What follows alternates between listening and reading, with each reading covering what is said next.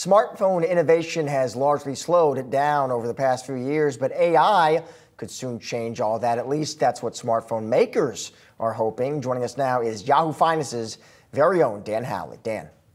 That's right, Josh. We're expected to see some big announcements from major companies in the coming weeks about AI and how it relates to their smartphones. Up first is Samsung, which is going to host its Galaxy Unpacked event in Paris on July 10th. They're expected to announce some AI updates, potentially some of their new foldable phones as well, and how AI fits into that. Samsung's already revealed its Galaxy AI. That was part of its S24 line of phones. That came out earlier this year.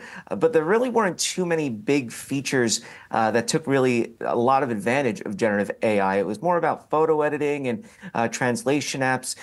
We also have Google coming in August with an event made by Google, where they're going to launch their next generation Pixel smartphones. They're going to obviously have a lot of AI to do with that. Both companies have basically been saying in so many words, we're having AI as part of these phones. It's going to be a big part. Samsung has a splashy ad campaign. They put out billboards across the world. Google has a YouTube ad saying exactly that.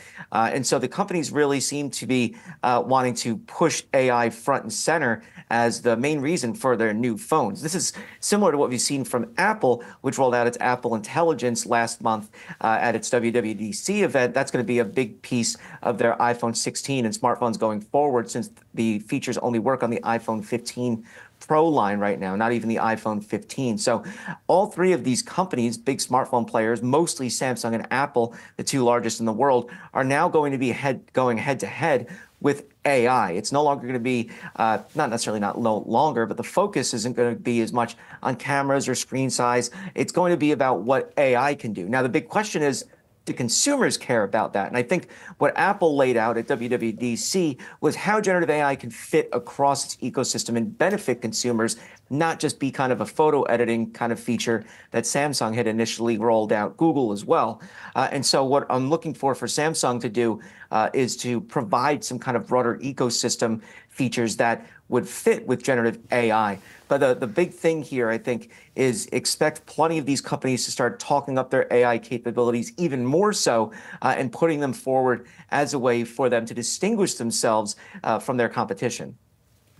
All right. Thank you, Dan. Appreciate it.